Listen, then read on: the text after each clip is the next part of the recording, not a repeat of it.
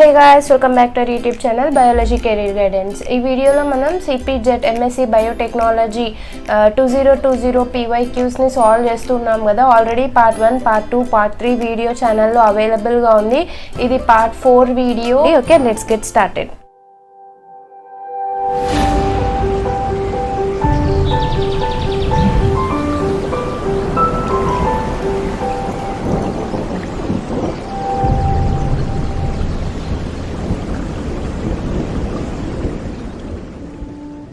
Okay, first question of today: embryonic stem cells are derived from A. Undifferentiated inner cell mass of embryo, differentiated inner cell mass of embryo, undifferentiated trophoblast cells, differentiated trophoblast cells. మనకు embryonic stem cells ఉంటాయి కదా, embryonic stem సెల్స్ని ఎక్కడి నుంచి derive చేస్తారు ఎంబ్రియోలో నుంచి అని అడుగుతున్నారు. ఇక్కడ 2 ఆప్షన్స్ని మనం ఈజీగా ఎలిమినేట్ చేయొచ్చు, that is option B and option D. ఎందుకు అంటే డిఫరెన్షియేటెడ్ సెల్స్ అని అంటున్నారు. Differentiated cells are of no use అనమాట. Embryonic stem cells haves a capacity to develop into certain type of cells. Embryonic stem సెల్స్ని మనం ఏమంటామంటే pluripotent stem cells అని కూడా అంటాం. అంటే ఇవి ఒక సర్టెన్ నంబర్ ఆఫ్ సెల్స్ని ఫామ్ చేసే కెపాసిటీ వీళ్ళకి ఉంటుంది అనమాట. బట్ డిఫరెన్షియేటెడ్ సెల్స్కి ఆ కెపాసిటీ అన్నది ఉండదు. Differentiated cells in the sense they have gained their function, they have attained their function అనమాట. సో కాబట్టి ఆల్రెడీ ఫంక్షన్ అటైన్ చేసుకున్న సెల్స్ మళ్ళీ తిరిగిచ్చి వేరే సెల్స్ని ఫామ్ చేయలేవు. డిఫరెన్షియేటెడ్ సెల్స్కి అండ్ డిఫరెన్షియేటెడ్ సెల్స్కి మెయిన్ డిఫరెన్స్ అదే. డిఫరెన్షియేటెడ్ సెల్స్కి ఆల్రెడీ ఫంక్షన్ అన్నది గెయిన్ అయిపోయి ఉంటుంది, అవి ఇంకా అవే ఫంక్షన్ని పర్ఫామ్ చేస్తాయి. బట్ అన్డిఫరెన్షియేటెడ్ సెల్స్కి ఇంకా ఫంక్షన్ అన్నది అసైన్ అయ్యిండదు. కాబట్టి అక్కడ ఉన్న గ్రోత్ ఫ్యాక్టర్స్ బేసిస్ పైన అది ఏ సెల్గానో మారచ్చు, ఏ ఫంక్షన్ అయినా అటైన్ చేసుకోవచ్చు అనమాట. ఓకే, కాబట్టి డిఫరెన్షియేటెడ్ సెల్స్ అని ఉంది కాబట్టి ఇవి రెండు ఆప్షన్స్ ఎలిమినేట్ అయిపోతాయి. సో ఇక్కడ ఆప్షన్ సి అన్నది ఎందుకు రాంగ్ అంటే undifferentiated trophoblast will form embryonic stem cells అంటున్నారు. But trophoblast cells are involved in the formation of placenta but not the embryonic stem cells. Okay, so ఇక్కడ correct option వచ్చేసరికి inner cell mass of embryo is involved in the formation of the embryonic stem cells. మనకు ఒక embryo తీసుకుంటే ఆ ఎంబ్రియోలో 2 cells ఉంటాయి అన్నమాట. So ఇక్కడ surrounding ఫెరిఫెరీగా ఉన్న సెల్స్ని ట్రోఫోబ్లాస్ట్ అంటారు, వెరాజ్ లోపల ఉన్న ఒక మాస్ ఆఫ్ సెల్స్ని ICM లేదా inner cell mass of embryo అంటారు అనమాట. So this inner cell mass of embryo will form the embryonic stem cells, whereas the trophoblast cells will form the placenta. Okay, so ikkada this is the explanation. The correct option here will be option A. Okay, embryonic stem cells are pluripotent stem cells. They have the capability to form into any type of the cell based on the growth factors that are present. Okay, so they are formed from the inner cell mass of the blastocyst. So blastocyst stage lo manaku inner cell mass దగ్గర నుంచి మనకు embryonic stem cells అన్నవి generate అవుతాయి at an early stage of pre-implantation embryo. Okay, so embryonic stem cells అన్నవి మనకు ఎక్కడ నుంచి generate అవుతాయి, inner cell mass of embryo నుంచి జనరేట్ అవుతాయి. Okay, remember this thing. Next, after which cleavage blastocyst is formed and how many cells are found in it? Okay, after 4th cleavage 16 cells, after 3rd cleavage 8 cells, after 5th cleavage 32 cells, after 2nd cleavage 4 cells. Okay, A cleavage అయిపోయిన తర్వాత మనకు blastocyst అన్నది form అవుతుంది and ఆ బ్లాస్టోసిస్ట్లో మనకు ఎన్ని cells ఉంటాయి అని అడుగుతున్నారు అనమాట. The correct option here will be option C, that is after 5th cleavage and the number of cells is 32 cells. So మీకు ఇక్కడ ఒక డౌట్ రావచ్చు, దట్ ఈస్ బ్లాస్టోసిస్ట్లో మనకు అరౌండ్ 100 to 200 సెల్స్ లేదా అంతకన్నా ఎక్కువ సెల్స్ ఉంటాయి. బట్ ఇక్కడ వీళ్ళు ఆప్షన్స్లో ఓన్లీ 32 సెల్స్ అని ఇచ్చారు. కాబట్టి మనం దీన్ని చూస్ చేసుకుంటున్నాం. ఎందుకు అంటే స్టార్టింగ్ స్టేజ్లో అంటే బ్లాస్టోసిస్ట్ అన్నది ఇంకా డివైడ్ అయ్యే స్టార్టింగ్ స్టేజ్లో లోపల ఎన్ని సెల్స్ ఉంటాయి అంటే 32 సెల్స్ ఉంటాయి అనమాట. అండ్ అది 5th క్లివేజ్ తర్వాత స్టార్ట్ అవ్వడం, క్లివేజ్ తర్వాత ఫామ్ అవ్వడం స్టార్ట్ అవుతుంది కాబట్టి మనం ఈ ఆప్షన్ని సెలెక్ట్ చేసుకున్నాం. Okay, the correct option here will be option C. Okay, ఇక్కడ మనం కొన్ని పాయింట్స్ని చూద్దాము that will be helpful for your examination. మనకు ఒక జైగోట్ అన్నది ఫామ్ అవుతుంది కదా, అంటే sperm meets with the egg it forms the zygote అన్నది తర్వాత ఎంబ్రియోగా కన్వర్ట్ అయిపోతుంది. ఆ ఎంబ్రియో అన్నది ఒక సిరీస్ ఆఫ్ క్లివేజ్ ప్రాసెసెస్ అన్నది చేస్తుంది అనమాట. అంటే ఒక సిరీస్ ఆఫ్ క్లివేజ్ అన్నది, క్లివేజ్ అంటే నథింగ్ బట్ డివిజన్ టైప్ అనమాట. సో ఒక ఎంబ్రియో అన్నది క్లీవేజ్ అన్నది పర్ఫామ్ చేస్తుంది. సో ఎన్ని క్లీవేజ్ డివిజన్స్ ఉంటాయి అంటే it is 2 cell, 4 cell, 8 cell, 16 cell అని డివైడ్ చేస్తాం అనమాట. సో ఒక క్లీవేజ్ తర్వాత మనకు రిజల్ట్ అయ్యే సెల్స్ని మనం ఏమంటాము అంటే బ్లాస్టోమియర్స్ అంటాం. అంటే అర్థం ఒక సెల్ అన్నది డివైడ్ అయ్యింది క్లీవేజ్ ప్రాసెస్ ద్వారా 2 సెల్స్గా ఫామ్ అయ్యింది అంటే వీటిని మనం ఈ 2 సెల్స్ని మనం ఏమంటాము అంటే బ్లాస్టోమియర్స్ అని రెఫర్ చేస్తాం అనమాట. సో ఫస్ట్ ఒక సెల్ ఉంటుంది, ఇది డివైడ్ అయ్యి ఏం చేస్తుంది 2 సెల్ స్టేజ్లోకి వస్తుంది. ఈ 2 సెల్ స్టేజ్లో ఉన్నది ఏం చేస్తుంది 4 సెల్ స్టేజ్లోకి వస్తుంది. 4 సెల్ స్టేజ్లో నుంచి తిరిగి అది ఏమవుతుంది 8 సెల్ స్టేజ్లోకి వస్తుంది అనమాట. అంటే ఇక్కడ ఒకటి ఇక్కడ ఒకటి అంటే వెనక పక్క కూడా ఉంటాయి కదా. సో 4 సెల్స్ ఇక్కడ ముందు కనిపించినట్టు వెనక కూడా కనిపిస్తాయి అనమాట. అలాంటిది దాన్ని మనం ఏమంటామంటే 8 సెల్ స్టేజ్ అంటాము. Next that will form 16 cell stage. So ఇలాగా 16 సెల్స్ ఫార్మ్ అయిపోయిన తర్వాత ఒక సెల్ ఇంకొక సెల్తో కనెక్ట్ అవుతుంది via the tight junctions. So ఒక సెల్ ఇంకొక సెల్తో ఏం చేస్తుంది టైట్ జంక్షన్స్తో కనెక్ట్ అవుతుంది అనమాట. అట్లాంటి టైట్ జంక్షన్స్ ఉన్న ఈ మాస్ ఆఫ్ సెల్స్ని మనం ఏమంటాము అంటే మొరుల్లా అంటాం. అది ఎప్పుడు ఫామ్ అవుతుంది అంటే after 8 cell stage or 16 cell stage. Okay, then ఇది అయిపోయిన తర్వాత ఈ మొరుల్లా స్టేజ్ ఫామ్ అయిపోయిన తర్వాత ఈ ఎంబ్రియో యొక్క అవుటర్ సెల్స్ ఉంటాయి కదా, అంటే బయట పక్క ఉంటాయి, మధ్యలో సెల్స్ ఉంటాయి, బయట ఫెరిఫెరీలో కూడా సెల్స్ ఉంటాయి కదా. సో బయట పక్క ఉన్న సెల్స్ ఏం చేస్తాయి అంటే ఒక రకమైన పంప్స్ని డెవలప్ చేసుకుంటాయి. అవి ఏంటి అంటే సోడియం పంప్స్. మనకు తెలుసు కదా సోడియం పొటాషియం పంప్స్ అని వినింటారు మీరు, ప్లాస్మా మెంబ్రేన్లో ప్రెజెంట్ అయి ఉంటాయి. సో బయట పక్క ఉన్న సెల్స్ ఏం చేస్తాయి అంటే సోడియం పొటాషియం పంప్స్ని డెవలప్ చేసుకుంటాయి. డెవలప్ చేసుకొని ఏం చేస్తాయి అంటే బయట సరౌండింగ్లో ఉన్న ఫ్లూయిడ్ని అంతా లోపలికి తీసుకుంటాయి అనమాట. అంటే సెల్కి సరౌండింగ్లో ఉన్న ఫ్లూయిడ్ని అంతా ఇవి ఏం చేసుకుంటాయి అంటే లోపలికి తీసేసుకుంటాయి. సో లోపలికి తీసేసుకొని ఇవి ఏం చేస్తాయి అంటే లోపల ఫ్లూయిడ్ని అక్యూములేట్ చేసుకుంటాయి. అంటే సెల్ లోపల ఫ్లూయిడ్ని అక్యూములేట్ చేసుకుంటాయి. సో ఇది ఈ స్టేజ్ వచ్చింది అంటే అర్థం ఏమి అంటే బ్లాస్టోసిస్ట్ అన్నది ఫామ్ అవుతుంది అని అర్థం అనమాట. ఓకే, ఎప్పుడైతే సెల్స్ అన్నవి ఫ్లూయిడ్ని అక్యూములేట్ చేసుకుంటాయో that represents the formation of the blastocyst. So అక్కడ మనం ఏం అర్థం చేసుకోవాలి అంటే అక్కడ బ్లాస్టోసిస్ట్ అన్నది ఫామ్ అవుతుంది అని అర్థం చేసుకోవాలి. సో సెల్స్ అన్నవి బ్లాస్టోసిస్ట్ని ఫామ్ చేసుకున్న తర్వాత ఏం చేస్తాయంటే మధ్యలో అంత ఫ్లూయిడ్ ఫిల్ని చేసుకొని ఓన్లీ ఫెరిఫెరీకి మాత్రమే కొన్ని సెల్స్ని అండ్ కొన్ని సెల్స్ని బౌండరీలో పెట్టేస్తాయి అనమాట. సో ఏవైతే ఫెరిఫెరీలో ఉంటాయో వాటిని మనం ట్రోఫోబ్లాస్ట్ అంటాము. ఓకే, ఏవైతే ఒక మాస్ ఆఫ్ సెల్స్ ఉంటాయో వాటిని మనం ఇన్నర్ సెల్ మాస్ అంటాం.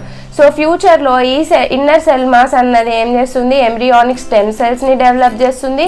ఈ ట్రోఫోబ్లాస్ట్ ఏం చేస్తుంది ప్లసెంటాని డెవలప్ చేస్తుంది. Okay, this is very very important. Okay, so trophoblast cells will develop placenta, whereas inner cell mass will develop into embryonic stem cells. Okay, trophoblastocyst అన్నది ఇలాగా ఫామ్ చేస్తుంది అనమాట. So ఈ ఇన్నర్ క్యావిటీని మనం ఏమంటాము అంటే బ్లాస్టోసీల్ అంటాం అనమాట. Okay, so this is known as the blastocele, this is trophoblast, this is inner cell mass. Okay, clear? Next question. Synovial fluid contains heparin, hyaluronic acid, chondroitin sulfate, keratin sulfate. So this is a memory based question again, and దీంట్లో లాజికల్గా ఒక option eliminate అయిపోతుంది, that is keratin sulphate. Because keratin sulphate is present in hairs and nails but not in the synovial fluid. Okay, the correct option here will be option B, that is hyaluronic acid. First of all synovial fluid అంటే ఏంటి? So మీకు అందరికీ idea. So మనకు 2 bones ఉన్నాయి అనుకోండి, ఈ 2 bones అన్నవి ఒకటికొకటి రాసుకోకుండా వీటి మధ్యలో ఒక ఫ్లూయిడ్ ఉంటుంది, దాన్నే మనం ఏమంటాము అంటే జాయింట్ ఫ్లూయిడ్ లేదా సైనోవియల్ ఫ్లూయిడ్ అంటాం అనమాట. సో ఇది ఈ బోను ఈ ఫస్ట్ బోను సెకండ్ బోన్ అన్నది ఒకదానికొకటి రాసుకోకుండా రాపిడి జరగకోకుండా మనకు ఒక లిక్విడ్ లేదా ఒక ఫ్లూయిడ్ టైప్ ఉంటుంది, దాన్నే మనం సైనోవియల్ ఫ్లూయిడ్ లేదా జాయింట్ ఫ్లూయిడ్ అంటాం అనమాట. ఇది ఏం చేస్తుంది అంటే ఈ 2 బోన్స్ మధ్యలో ఫ్రిక్షన్ ని తగ్గిస్తుంది అనమాట. సో ఒకదానికొకటి రాసుకోకుండా ఒక ల్యూబ్రికెంట్ లాగా పనిచేస్తుంది, ఒక ఫ్రిక్షన్ అన్నది తగ్గిస్తుంది అనమాట. ఈ సైనోవియల్ ఫ్లూయిడ్ లో ఏముంటది అన్నది మన క్వశ్చన్. ఈ సైనోవియల్ ఫ్లూయిడ్ లో మనకు చాలా నెంబర్ ఆఫ్ కాంపోనెంట్స్ ఉంటాయి, that is water, inorganic salts, మైక్రోమాలిక్యూల్స్, hyaluronic acid, lubricin and aggregants. So these are all the components that are present in the synovial fluid. ఇక్కడ మనకి ఇచ్చిన ఆప్షన్లో హైలూరోనిక్ యాసిడ్ అన్నది ప్రెజెంట్ అయి ఉంది కాబట్టి that will be the correct option. Okay, ఇక్కడ మనకు హైలూరోనిక్ యాసిడ్ అన్నది ఏం చేస్తుంది, what is the function of hyaluronic acid in synovial fluid అంటే హైలూరోనిక్ యాసిడ్ ఏం చేస్తుంది అంటే ఈ ఫ్లూయిడ్ యొక్క విస్కాసిటీని పెంచుతుంది అనమాట. విస్కాసిటీ అంటే ఏంటి, గాఢత్వం, అంటే లిక్విడ్ లాగా ఉండకోకుండా ఇది కొంచెం విస్కస్గా అయ్యేందుకు మనకు హైలూరోనిక్ యాసిడ్ అన్నది హెల్ప్ చేస్తుంది. అండ్ ల్యూబ్రికెంట్గా ఇక్కడ పనిచేసేది ఏంటి అంటే, ల్యూబ్రికేషన్ కోసం ఇక్కడ పనిచేసేది ఏంటి అంటే ల్యూబ్రిసిన్. సో ల్యూబ్రిసిన్ అన్నది ఒక రకమైన glycoprotein, well as hyaluronic acid అన్నది ఒక రకమైన carbohydrate, that is polysaccharide. So hyaluronic acid is carbohydrate in its nature. Carbohydrate కూడా ఏ టైప్ ఆఫ్ కార్బోహైడ్రేట్ అంటే ఇట్ ఈస్ పాలీసెకరైడ్ అనమాట. Okay, it is a high molecular weight polysaccharide. So మీకు సమ్మరీగా చెప్పాలంటే 2 bones ఉంటాయి, ఆ 2 బోన్స్ మధ్యలో synovial fluid ఉంటుంది. ఆ సైనోవియల్ ఫ్లూయిడ్లో చాలా కాంపోనెంట్స్ ఉంటాయి, like water, inorganic salts, macromolecules, hyaluronic acid, lubricin and aggrecans అని. హైలూరోనిక్ యాసిడ్ అన్నది విస్కాసిటీని పెంచుతుంది. హైలూరోనిక్ యాసిడ్ అన్నది ఒక రకమైన పాలీసాకరైడ్. ఇక్కడ జరిగే ల్యూబ్రికేషన్ కోసం హెల్ప్ అయ్యేది ల్యూబ్రిసిన్, ఇది ఒక రకమైన glycoprotein. Okay, next question, which of the following hormones is or helpful to regulate blood pressure. So ఇక్కడ ఇచ్చిన హార్మోన్స్లో మనకు బ్లడ్ ప్రెషర్ తగ్గించడానికి హెల్ప్ అయ్యే హార్మోన్ ఏంటి అని అడుగుతున్నారు. So option A aldosterone, natriuretic hormone, then ADH anti diuretic hormone and anti natriuretic hormone, D aldosterone and ANH. Okay, ఇక్కడ ఆప్షన్స్ ఇచ్చారు, ఏది బ్లడ్ ప్రెషర్ని తగ్గిస్తుంది అంటున్నారు. So aldosterone, anti natriuretic hormone, ఇవి 2 మనకు బ్లడ్ ప్రెషర్ని లో చేయడంలో లేదా బ్లడ్ ప్రెషర్ని తగ్గించడంలో హెల్ప్ చేస్తాయి. యాంటీ డయూరిటిక్ హార్మోన్ అన్నది మనకు బ్లడ్ ప్రెషర్ తగ్గించడంలో డైరెక్ట్ రోల్ ప్లే చేయదు, ఇండైరెక్ట్ రోల్ ప్లే చేస్తుంది. Okay, the main function of anti diuretic hormone is to absorb the water from kidneys. So కిడ్నీస్లో వాటర్ కాంటెంట్ని రీఅబ్జార్బ్ చేసుకోవడానికి మనకు యాంటీ డయూరిటిక్ హార్మోన్ అన్నది హెల్ప్ చేస్తుంది. సో కాబట్టి ఈ ఆప్షన్ అన్నది రాంగ్ అవుతుంది. Whereas aldosterone, anti natriuretic hormone 2 మనకు బ్లడ్ ప్రెషర్ కంట్రోల్ చేయడంలో హెల్ప్ అవుతాయి. అండ్ ఈ 2 ఆప్షన్స్ అండ్ ఈ 2 హార్మోన్స్ ఆప్షన్ డిలో ఉన్నాయి కాబట్టి option D will be the correct statement. Okay, the correct option here will be option D. Okay, ఇక్కడ మనం ఏవేవి ఫంక్షన్ చేస్తాయో చూద్దాము. సో ఆల్డోస్టిరాన్ అన్నది మనకు steroid hormone. So it is steroid in its nature, గుర్తుపెట్టుకోండి, మరి తిరిగిచ్చి దీని గురించి క్వశ్చన్ రావచ్చు. అండ్ ఈ ఆల్డోస్టిరాన్ని ఎవరు ప్రొడ్యూస్ చేస్తారు అంటే అడ్రినల్ కార్టెక్స్ ప్రొడ్యూస్ చేస్తుంది. అది కూడా ఎవరు అంటే జోనా గ్లోమెరులోజా మనకు ఆల్డోస్టిరాన్ అన్న హార్మోన్ని ప్రొడ్యూస్ చేస్తుంది. ఆల్డోస్టిరాన్ యొక్క మెయిన్ ఫంక్షన్ ఏంటి అంటే ఇది సోడియం అండ్ పొటాషియం అయాన్స్ని బ్యాలెన్స్ చేస్తుంది అనమాట మన బ్లడ్లో. సో మనకు ఎంత సోడియం ఉండాలి, ఎంత పొటాషియం ఉండాలి అన్నది కంట్రోల్ చేసే పని ఎవరిది అంటే ఆల్డోస్టిరాన్ది. బట్ ఎక్కువగా ఈ హార్మోన్ అన్నది ప్రెజెంట్ అయి ఉందనుకోండి, ఇది ఏం చేస్తుంది అంటే పొటాషియం లెవెల్స్ని తగ్గించేసి సోడియం లెవెల్స్ని పెంచుతుంది అనమాట. సో దీనివల్ల ఏమవుతుంది అంటే సోడియం ఏం చేస్తుంది అంటే వాటర్ని పట్టుకుంటుంది. సో మనకు ఆర్గన్స్ అన్నవి స్వెల్ అవుతాయి అనమాట. సో ఈ ఆల్డోస్టిరాన్ ఏం చేస్తుంది, నార్మల్ కాన్సన్ట్రేషన్లో ఉన్నప్పుడు సోడియం పొటాషియంని మెయింటైన్ చేస్తుంది. బట్ ఆల్డోస్టిరాన్ యొక్క కాన్సన్ట్రేషన్ పెరిగినప్పుడు ఏం చేస్తుంది, ఇది పొటాషియం లెవెల్స్ని తగ్గించేసి సోడియం లెవెల్స్ని హై చేస్తుంది లేదా సోడియం లెవెల్స్ని రీటైన్ చేస్తుంది. ఈ సోడియం ఏం చేస్తుంది, వాటర్ని రీటైన్ చేస్తుంది, సెల్స్లో వాటర్ని పట్టుకుంటుంది అనమాట. సో ఈ సోడియం వాటర్ని పట్టుకోవడం వల్ల సెల్ ఏమవుతుంది, సెల్ విల్ స్వెల్ అనమాట. సో ఈ స్వెల్ అన్నది ఆర్గన్ స్వెల్లింగ్ వరకు కూడా పోతుంది అనమాట. So this will do what, this will increase the blood volume and this will increase the blood pressure. So మన బ్లడ్లో సోడియం కాన్సన్ట్రేషన్ ఎక్కువ అయిపోతే సోడియం ఏం చేస్తుంది, వాటర్ని పట్టుకుంటుంది, వాటర్ కాన్సన్ట్రేషన్ ఎక్కువ అయిపోతుంది. వాటర్ కాన్సన్ట్రేషన్ ఎక్కువ అయిపోతే బ్లడ్లో బ్లడ్ యొక్క వాల్యూమ్ కూడా ఏమైపోతుంది, ఇంక్రీజ్ అవుతుంది. బ్లడ్ వాల్యూమ్ ఇంక్రీజ్ అయితే బ్లడ్ని మనం ఎక్కువ ప్రెషర్తో పంప్ చేయాల్సి వస్తుంది. బ్లడ్ని మనం ఎక్కువ ప్రెషర్తో పంప్ చేస్తే ఆటోమేటిక్గా బ్లడ్ ప్రెషర్ కూడా ఏమైపోతుంది, పెరిగిపోతుంది. సో ఆల్డోస్టిరాన్ ఎక్కువ కాన్సన్ట్రేషన్లో ఉన్నప్పుడు మనకి ఏమవుతుంది, దిస్ విల్ రిజల్ట్ అనమాట, that is it will increase the blood pressure. So మనకు ఆల్డోస్టిరాన్ అన్నది నార్మల్లోనే మెయింటైన్ అవుతూ ఉండాలన్నమాట, అప్పుడే మనకు బ్లడ్ ప్రెషర్ అన్నది మెయింటైన్ అవుతుంది. Okay, then anti natriuretic hormone ANH అని ఇచ్చారు, కానీ దాన్ని ANP అంటారు. ANP యొక్క మెయిన్ ఫంక్షన్ ఏమి అంటే ఇది కూడా బ్లడ్ ప్రెషర్ని లో చేస్తుంది అనమాట. అంటే బ్లడ్ ప్రెషర్ ఎప్పుడైతే పెరిగిపోతుందో ఇది ఏం చేస్తుందంటే బ్లడ్ ప్రెషర్ని తగ్గించడానికి హెల్ప్ చేస్తుంది అండ్ ఎలక్ట్రోలైట్స్ని మెయింటైన్ చేస్తుంది. అంటే నథింగ్ బట్ సోడియం పొటాషియం అయాన్స్ని హోమియోస్టాసిస్ అంటే ఎంత లెవెల్లో ఉండాలో అంత లెవెల్లో ఉండడానికి ఇది హెల్ప్ చేస్తుంది అనమాట. అండ్ ఈ యాంటీ నాట్రియూరిటిక్ హార్మోన్ యొక్క మెయిన్ టార్గెట్స్ ఎవరు అంటే కిడ్నీ అండ్ కార్డియోవాస్క్యులర్ సిస్టమ్ అనమాట. బట్ ఏఎన్పి అన్నది వేరే వేరే హార్మోన్స్తో ఇంటరాక్ట్ అవుతుంది because it needs to reduce the blood pressure కాబట్టి. ఓకే, నేను యాంటీ నాట్రియూరిటిక్ హార్మోన్లో యాంటీ నాట్రియూరిటిక్ ఫ్యాక్టర్ ఉంటుంది. ఈ యాంటీ నాట్రియూరిటిక్ ఫ్యాక్టర్ అన్నది ఒక పెప్టైడ్ హార్మోన్ అనమాట. అంటే it is protein in its nature. This is steroid in its nature whereas this is protein in its nature. Okay, then ADH. So మనకి ఇంకొక option ఏమి ఇచ్చారు, ADH అని ఇచ్చారు. That is anti diuretic hormone. Anti diuretic హార్మోన్నే ఇంకొక పేరుతో ఏమంటారు అంటే ఆర్జినిన్ వాసోప్రెసిన్ అంటారు అనమాట. సో ఇది ఎవరు ప్రొడ్యూస్ చేస్తారు అంటే హైపోథలామస్ ప్రొడ్యూస్ చేస్తుంది. బ్రెయిన్లో ఉన్న హైపోథలామస్ మనకు యాంటీ డయూరిటిక్ హార్మోన్ని ప్రొడ్యూస్ చేస్తుంది. అండ్ యాంటీ డయూరిటిక్ హార్మోన్ ఎక్కడ స్టే చేస్తుంది దాని ఫంక్షన్ వచ్చేంత వరకు అంటే పోస్టీరియర్ పిట్యూటరీ గ్లాండ్లో స్టే అవుతుంది. అండ్ ఇది ఏం చేస్తుంది అంటే కిడ్నీస్కి వాటర్ని కన్జర్వ్ చేసుకోమని సిగ్నలింగ్ అన్నది ఇస్తుంది అనమాట. సో ఇది వాటర్ బ్యాలెన్స్ని మెయింటైన్ చేస్తుంది మన బాడీలో. సో మన బ్లడ్లో ఎంత అమౌంట్ ఆఫ్ వాటర్ ఉండాలి అన్నది యాంటీ డయూరిటిక్ హార్మోన్ అన్నది మెయింటైన్ చేస్తుంది అనమాట. సో మనకు హయ్యర్ వాటర్ కాన్సన్ట్రేషన్ ఉంటే ఒకవేళ బ్లడ్లో సో అది ఏం చేస్తుంది అంటే బ్లడ్లో ప్రెషర్ని పెంచుతుంది అనమాట. సో బ్లడ్లో ఎక్కువ వాటర్ ఉంటే ఆటోమేటిక్గా బ్లడ్ ప్రెషర్ అన్నది పెరుగుతుంది. సో నేను ఇందాక చెప్పిన మెకానిజం ద్వారా. సో ఇది ఇలాగ జరగకూడదు అంటే వాటర్ కాన్సన్ట్రేషన్ బ్లడ్లో మెయింటైన్ అవ్వాలి. సో దాన్ని మెయింటైన్ చేసే హార్మోన్ ఇక్కడ ఏది అంటే యాంటీ డయూరిటిక్ హార్మోన్. నేను ఇంత ఇన్డెప్త్గా ఎందుకు చెప్తున్నాను అంటే తిరిగిచ్చి దీంట్లో నుంచి మనకు వేరే క్వశ్చన్స్ అన్నవి ఫ్రేమ్ అవ్వచ్చు కాబట్టి ఇన్డెప్త్గా చెప్తున్నాను. Okay, next question.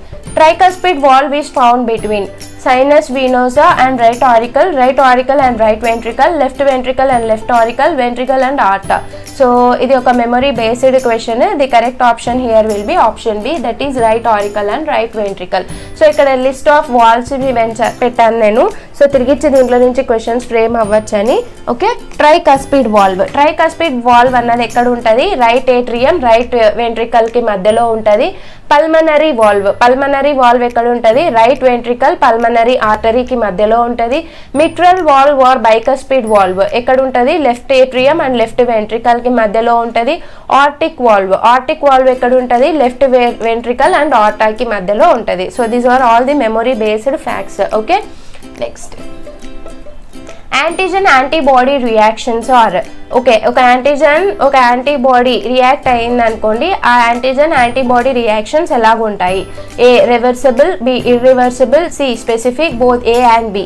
ఓకే, ఎప్పుడైనా సరే ఒక యాంటీజన్ అన్నది యాంటీబాడీతో రియాక్ట్ అయింది అనుకోండి, ఈ యాంటీబాడీ ఈ యాంటీజన్ కోసమే ప్రొడ్యూస్ అయ్యి ఉంటుంది స్పెసిఫిక్గా. ఓకే, కాబట్టి the antigen antibodies reaction is specific. And ఈ యాంటీజన్ యాంటీబాడీకి మధ్యలో జరిగిన రియాక్షన్ని మనం తిరిగిచ్చి బ్రేక్ అన్నది చెయ్యలేము. Okay, this is not breakable. So this is irreversible. So ఇక్కడ మనకు రెండు options correct, that is irreversible as well as specific. But మనకు ఇక్కడ డి ఆప్షన్లో ఏ అండ్ బి ఇచ్చారు కానీ A and C, B and C అన్నది ఇవ్వలేదు. సో కాబట్టి ఇది రాంగే. The correct option here will be either B or C అన్నమాట. Okay, the correct option here will be either option B or C. Okay, next, the reaction of soluble antigen with antibody is known as A precipitation, B flocculation, C agglutination, D complement fixation.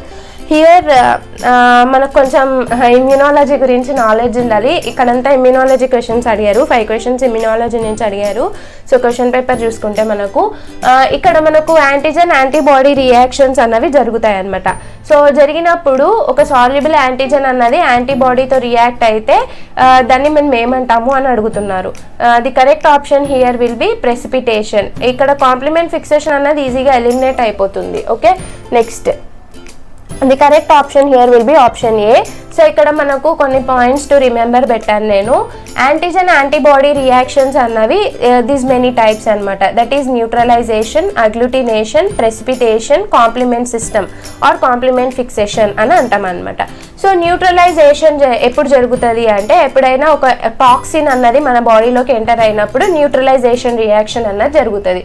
అంటే like typhoid toxin, tetanus toxin, botulinum toxin అలాంటివి వచ్చినప్పుడు ఆ టాక్సిన్ని కానీ వైరస్ని కానీ మనం ఏం చేస్తాము అంటే న్యూట్రలైజేషన్ అన్నది చేస్తాం అనమాట.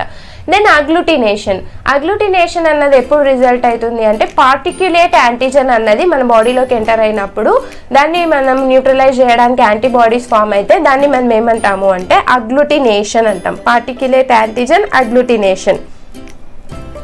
సాల్యుబుల్ యాంటీజన్ అన్నది వచ్చింది అనుకోండి, దానికి అగేన్స్ట్గా యాంటీబాడీస్ ప్రొడ్యూస్ అయితే ఆ యాంటీజన్ యాంటీబాడీ రియాక్షన్ని మనం ఏమంటాము అంటే ప్రెసిపిటేషన్ అంటాం.